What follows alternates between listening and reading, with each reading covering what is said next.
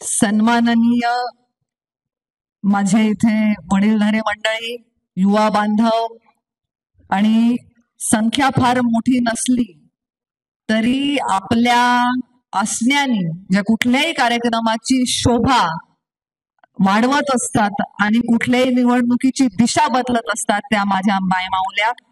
मी तुमची समन्वयक म्हणून आज या बैठकीमध्ये तुमचं मनापासून इथे स्वागत करते. खरं तर बैठक घ्यायची होती संघटनेची. मी सांगितलं होतं प्रमुख पदाधिकारी म्हणजे बूथ प्रमुख वगैरे, बूथ प्रमुखांपर्यंत पण नाही, शक्ती केंद्र प्रमुख असतील, जिल्हा परिषद सदस्य, नगरपालिकेचे आपले असतील कोणी प्रतिनिधी तर त्यांना बोलवा, कारण मला माहिती घ्यायची आता संघटनेची बैठक आहे. मी काही मला जी पक्षांनी जबाबदारी दिलेली आहे त्याच्यामध्ये मी काही पक्षाची स्टार प्रचारक वगैरे नाहीये. मी आपली संघटनेची बैठक घेण्यासाठी आले. पण इथे येत असताना माझ्या लक्षात आलं की हळूहळू त्या बैठकीचं रूपांतर हे एका मोठ्या सभेमध्ये झालेलं आहे. आणि जसं माझ्या पूर्वी बोलत असताना वक्त्यांनी सांगितलं की ही जादू निश्चितपणे मुंडे नावाची आहे. ह्याची प्रचिती आपल्या तालुक्यालाच नाही तर संपूर्ण महाराष्ट्राला आल्याशिवाय राहत नाही. आणि मी जेव्हा हे म्हणते की मुंडे नावाची ही जादू आहे त्यावेळी मला याची पूर्ण कल्पना आहे. ते मुंडे नाव म्हणजे गोपीनाथ मुंडे हे नाव आहे. आमच्या पुढे ते नाव लागतं म्हणून तुम्ही सगळे आमच्यावर इतका मनापासून जीव लावता. मुंडे साहेबांनी जे आदर्श घालून दिले, मुंडे साहेबांनी जे संस्कार दिले त्याच्यावर चालत पंकजाताईंनी 5 वर्षाचा मंत्रिपदाचा काळ मिळाला, पण त्या 5 वर्षामध्ये अशी कामगिरी करून दाखवली की जे ग्राम विकास मंत्रालय काय असतं हे आपल्या भागातल्या कोणालाच माहिती नव्हतं. किती दुर्दैवी गोष्ट आहे बघा. खरं तर आपण ग्रामीण भागातली माणसं आहोत, आपले ग्रामीण मतदारसंघ आहे, पण आपल्या भागातल्या लोकांना ग्राम विकास मंत्रालय म्हणजे नेमकं कोणतं काम करायचं, म्हणजे या मंत्रालयाच्या माध्यमातून कुठल्या योजना असतात, 25-15 काय असतो ह्याची ओळख जर या राज्याला कोणी करून दिली असेल तर ती पंकजाताईंनी केली. इतकं चांगलं नेतृत्व त्यांच्या माध्यमात मला पहिले 5 वर्ष ताई माझ्या पालकमंत्री असताना काम करण्याची संधी मिळाली. अतिशय सुखाची सगळी 5 वर्ष गेली.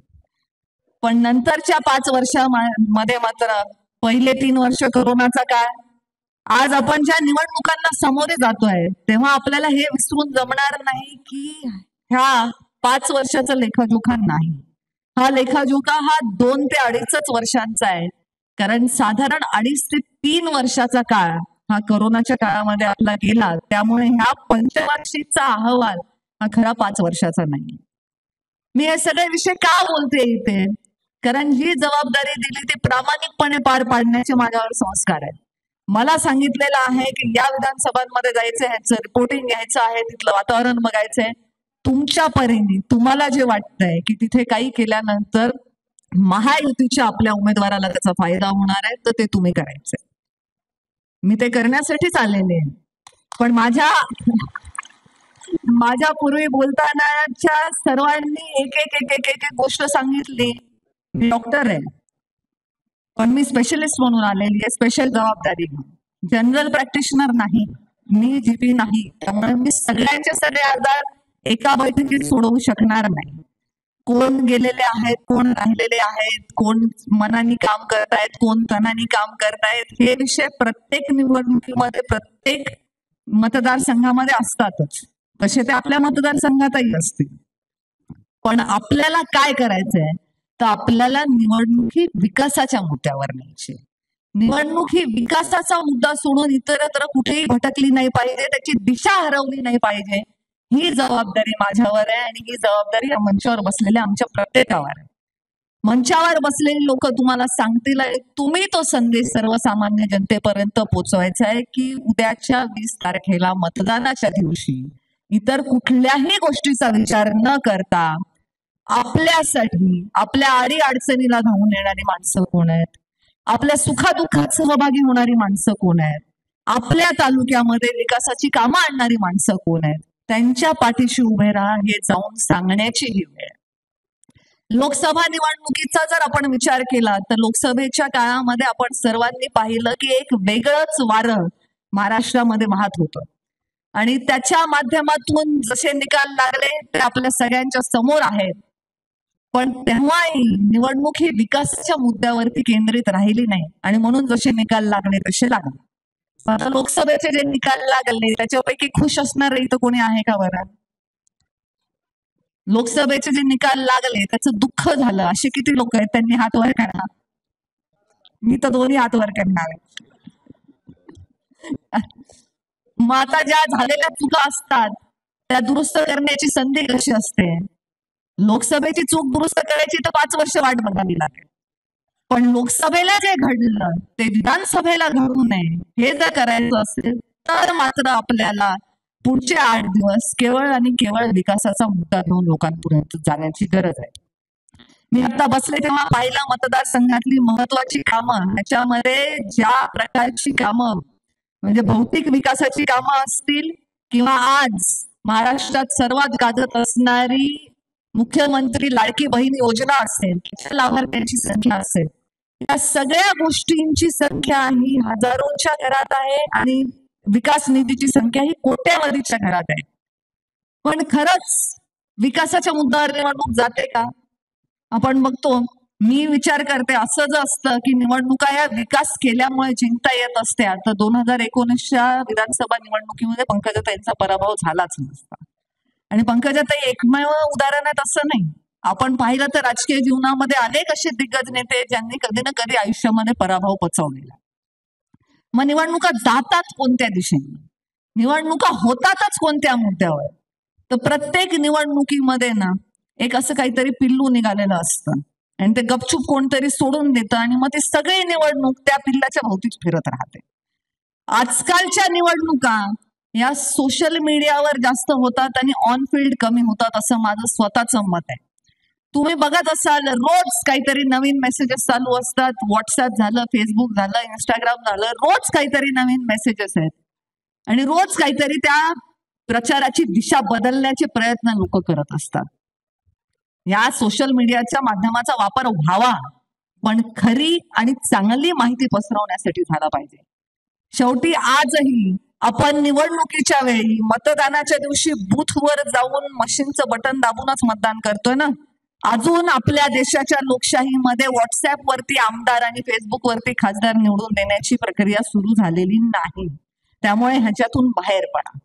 कोण काय बोलतंय, कोण कसा प्रचार करतंय ह्याच्याकडे लक्ष न देता आपण आपल्या लोकप्रतिनिधीची केलेली चांगली कामं, या राज्यामध्ये परत यायला हवं असणारं महायुतीचं सरकार आणि केंद्रात मोदीजींच्या नेतृत्वात असणारं भारतीय जनता पार्टीचं सरकार, या गोष्टींवरती लक्ष केंद्रित करण्याची गरज आहे. सरकारच्या चांगल्या योजनांविषयी बोलायचं झालं तर 2-2, 3-3 तास एकेका माणसाचं भाषण चालेल.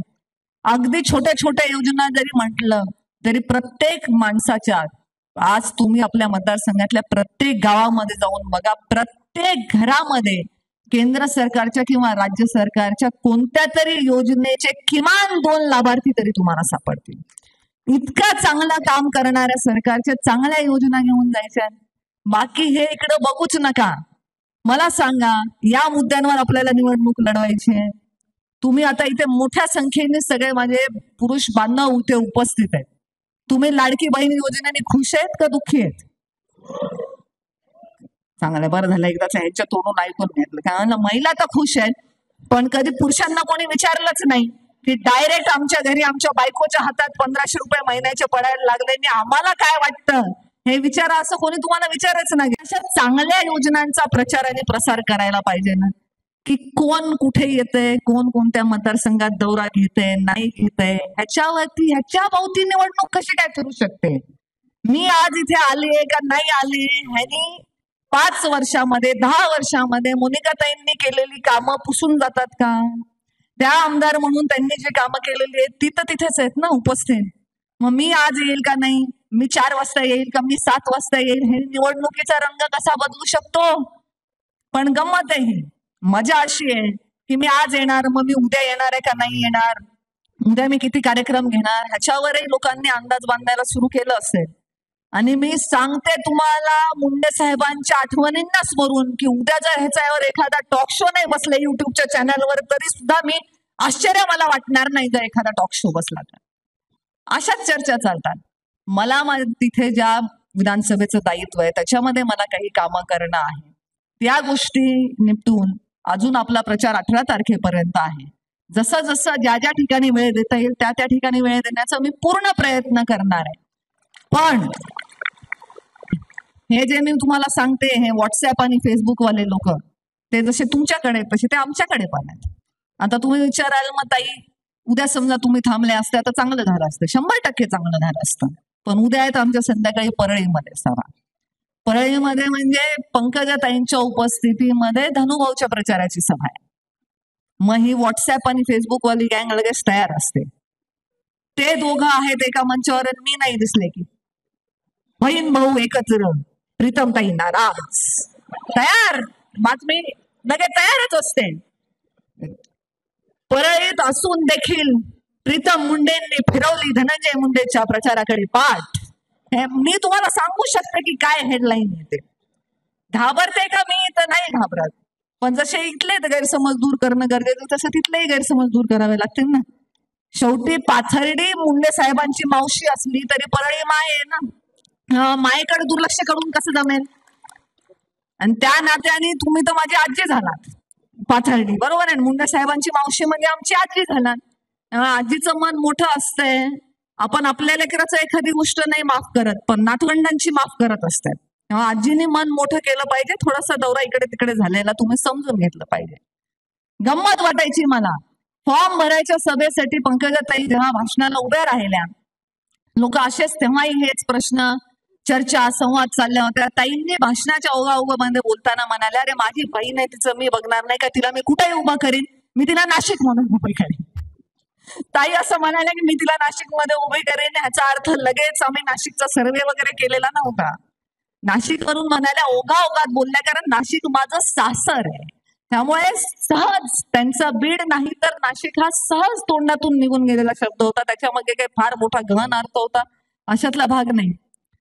पण मी ताईंच्या या स्टेटमेंट नंतर युट्यूबच्या वेगवेगळ्या चॅनलवरती 3 शो बघितले. 3 शो ज्याच्यात मला नाशिक मधून लोकसभेची उमेदवारी देणं हा किती योग्य निर्णय आहे आणि म्हणजे त्याला काय म्हणतात मास्टर स्ट्रोक होईल भारतीय जनता पार्टीच्या दृष्टीने, मित्र पक्ष म्हणून शिवसेना शिंदे गटाच्या दृष्टीने आणि अजित पवार साहेबांच्या राष्ट्रवादीच्या दृष्टीने या सगळ्यांचं मिळून म्हणजे एकदम काय म्हणतात त्याला माशाच्या डोळ्यावरती निशाणा लागलाच म्हणून समजा वगैरे असे टॉक शो मी बघितले. तशाच चर्चा झाल्या विधानसभेच्या दृष्टीने पण. मी माजलगाव विधानसभा लढवतीये. मी गंगाखेडची विधानसभा लढवतीये. म्हणजे मग आष्टी झाली मला ऑफर करून. पाथर्डी तर सगळ्यात पहिले होती. मला आठवतं मला माहिती नाही मोनिकाताईंच्या लक्षात आहे की नाही पण आम्ही पुण्याला आमची राज्याची कार्य समितीची बैठक होती सन्माननीय अमितभाई शाह यांच्या उपस्थितीमध्ये आणि जेवणाच्या टेबलांच्या तिथे खूप सारी गर्दी झाली. मी पंकजाताईंच्या मागे आपला रस्ता शोधत शोधत जाण्याचा प्रयत्न करत होते आणि मग मी एका जेवणाच्या टेबलापाशी थांबले. सगळ्या महिला आमदार तिथे बसून जेवत होत्या. मी तिथे पोचले त्या टेबलापर्यंत आणि मला पाहिल्यानंतर स्वाभाविकपणे मोनिकाताई उठून उभ्या राहिल्या. तर मी सहज मी त्यांची गंमत केली. म्हटलं मोनिकाताई बसा बसा शांतपणे जेवण करा. मी पाथर्डी लढवणार नाही. कारण त्या काळामध्ये या युट्यूबच्या बातम्यांनी इतका जोर पकडलेला होता की त्याला काही मर्यादाच राहिली नव्हती. सांगण्याचा हेतू हा आहे की या सगळ्या बातम्या तुम्ही पण बघितल्या असतील. रोज माझ्यासाठी एक नवा मतदारसंघ तयार होत होता. म्हणजे एवढा लोकांचं प्रेम आहे, एवढा लोकांचा दांडगा अभ्यास आहे राजकारणाचा की उद्या मला चंद्रावर पाठवून विधानसभा लढवायची पण त्यांची तयारी होती. पण ताईला निवडणुकीत उतरवलं पाहिजे एवढी घाई. अरे भाई रुको जरा सबर करो. एवढी काय घाई आहे. मला कोणाच्याही नरड्यावर पाय देऊन कुठेही आपलं अस्तित्व निर्माण करण्यामध्ये कुठलाही रस नाही. दुसऱ्याची मान कापून स्वतःच राजकीय करिअर निर्माण करावं इतकी लेची पेची येराय गबाळ अशी मी नाही. कारण माझं नाव प्रीतम गोपीनाथ मुंडे आहे. दुसऱ्याच्या मानेवर पाय देऊन स्वतःच अस्तित्व निर्माण केलं, तो गोपीनाथ मुंडे नाव लावायचा अधिकार मला नाही.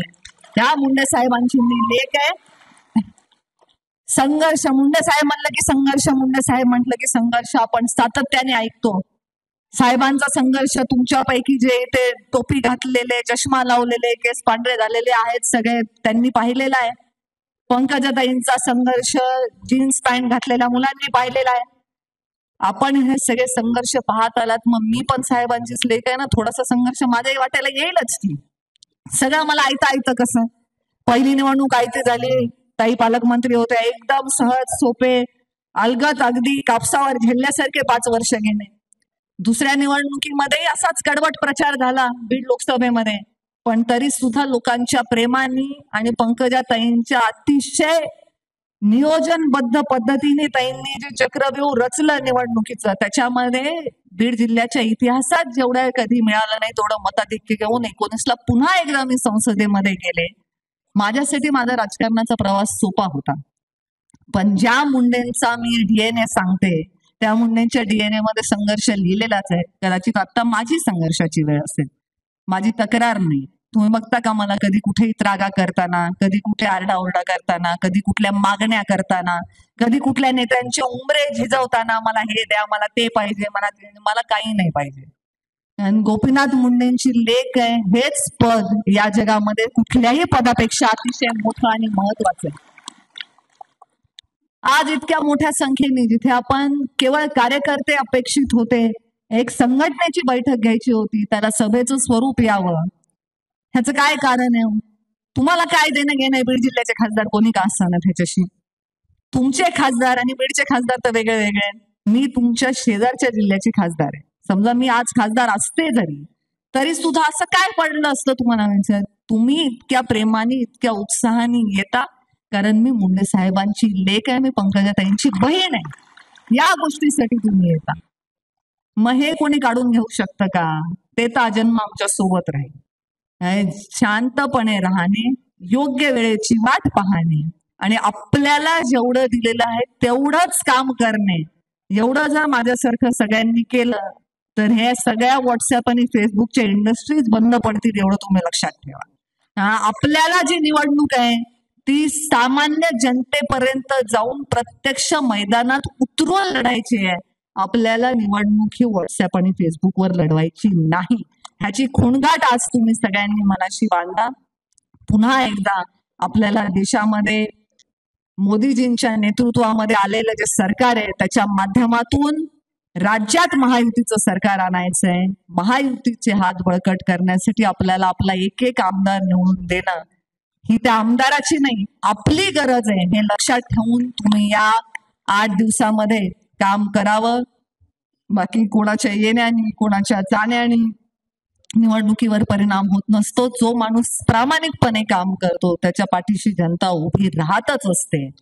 आणि राहता विषय राहिला ताईंचा, तर पंकजा ताईंच्या बाबतीत ताईंनी हे म्हटलंय, ताईंनी ते म्हटलं असं मी काही म्हणणार नाही. मी तुम्हाला काय सांगितलं पहिलेच की मी शिस्तीची कार्यकर्ता आहे आणि भारतीय जनता पार्टीची शिस्त काय आहे की हे माझं दायित्व आहे किंवा हे माझं दायित्व नाही. पंकजाताई मुंडेंच्या वतीने कुठलंही वक्तृत्व करण्याचं माझं दायित्व नाही. ताईंना जेव्हा जिथे जे बोलायचं असतं तेव्हा तिथे ते त्या बोलतात आणि तुमच्यासारख्या ताईंवर मनापासून प्रेम करणाऱ्या माणसांपर्यंत ते बरोबर पोचतं. मी काय सांगितलंय, संयमाने ज्या त्या वेळेची वाट बघायची असते. उगाच तर्क वितर्क नाही करायचे. ताई कधी येणार, ताई किती वाजता येणार, कोणत्या दिवशी येणार, कोणत्या वारी येणार, ते ताई बघतील ना त्यांच्या शेड्यूल मध्ये. इतका ताईंचा व्यस्त कारभार आहे. 19च्या निवडणुकीच्या वेळी पण लोकसभेच्या एवढा ताई प्रचार करायच्या बाहेरचा की मी ताईंना एक दिवशी म्हणलं, ताई तुमची बहीण म्हणून नाही पण भारतीय जनता पार्टीचे उमेदवार म्हणून तरी तुम्हाला मला वेळ द्यावा लागेल. सतत तुम्ही महाराष्ट्रावर सगळ्यांच्या सभा घेत फिरता, स्वतःच्या बहिणीकडे कधी बघणार? ज्या व्यक्तीला स्वतःच्या निवडणुकीमध्ये सुद्धा वेळ द्यायला शक्य झालं नाही, 19च्या विधानसभेच्या निवडणुकीचे पण प्रसंग मोनिकाताईंना आठवत असतील. ताईंना स्वतःच्या प्रचाराच्या शेवटच्या सभेला जाता आलं नाही कारण ताई शेवटच्या दिवशी मेघनाताईंकडे गेल्या होत्या, तुमच्याकडे पण आल्या होत्या. त्यामुळे शेवटच्या आमच्या रॅली आम्हाला ताईंची काढता आली नाही, ताई डायरेक्ट सभेसाठी जॉईन झाल्या. इतका व्याप ज्या व्यक्तीच्या मागे आहे त्या व्यक्तीची व्यस्तता आपण सर्वांनी समजून घेतली पाहिजे. आणि बाकी जे ताईंचं बोलणं असतं ते तुमच्यापर्यंत योग्य वेळेला योग्य वेळी पोचतच असतं. म्हणून मी जसं सांगितलं तसं मी सुद्धा तुमच्यासारखी पंकजा ताईंची कार्यकर्ता आहे. कार्यकर्ता नेत्याच्या वतीने बोलू शकत नाही. आज जे मला दायित्व मिळालं त्या दायित्वाला पार पाडण्यासाठी मी इथे आलेले आहे. पण तरी तुमच्या सगळ्यांचा उत्साह, तुमच्या सगळ्यांच्या मनामध्ये असणारा आनंद हा निश्चितच मोनिकाताईंच्या विजयाची नांदी देणारा ठरेल.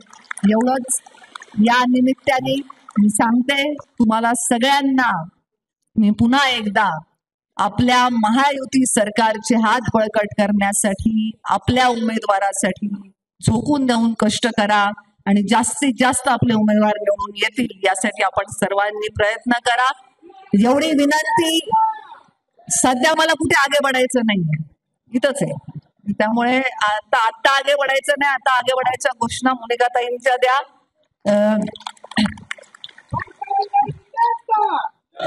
आणि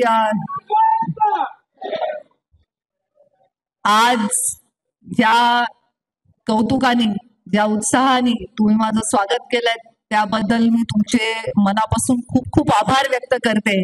आणि मी आज एक निर्णय केलेला आहे की ज्याही वेळी मला मन थोडं माझं उदास होईल, मला थोडं असं कसं तरी वाटायला लागेल आणि असं वाटेल की मला एका बूस्टर डोसची गरज आहे आयुष्यामध्ये, त्यावेळी मी पाथर्डीला येणार असं मी आता ठरवलंय. कारण तुम्हाला सगळ्यांना भेटून मला एक उत्साहाचं एनर्जीचं इंजेक्शन मिळालेलं आहे आणि माझ्या मनातला आनंद हा द्विगुणित झालेला आहे. आत्ताची निवडणूक ही आपण रणसंग्राम म्हणून नाही तर एक उत्सव म्हणून जणू इथे साजरी करतोय असं तुमच्या सगळ्यांच्या चेहऱ्याकडे बघून वाटतंय. त्याचा निकालही निश्चितच सकारात्मक आपल्याला सगळ्यांना निकालाच्या दिवशी बघायला मिळेल एवढा विश्वास या निमित्ताने व्यक्त करते. आणि जाता जाता फक्त पाथर्डीच्या सगळ्या कार्यकर्त्यांसाठी म्हणजे शेवगाववाले पण डोंट माइंड ते तोंडात नाही, काही कार्यकर्ते शेवगावचे पण आहेत पण तोंडात पाथर्डी बसलेलं असल्यामुळे सारखं होतं. कारण परत व्हॉट्सअपवर असे मेसेजेस नको फिरायला की ताईंनी फक्त पाथर्डीचाच उल्लेख केला, शेवगावचा केला नाही. ते व्हायलाही कमी होत नाही. म्हणून आजकाल आपल्याला निवडणुकीच्या काळामध्ये अतिशय जपून बोलावं लागतं, जपून प्रचार करावा लागतो. तुम्हाला पुन्हा एकदा सांगते की आज काय विशेष होतं आजच्या बैठकीचं. पाथर्डीत बाई आज घडला एक चमत्कार. पाथर्डीत बाई आज घडला एक चमत्कार. मुंडेंच्या हस्ते कमलवासी भाजपवासी झाले शरद पवार.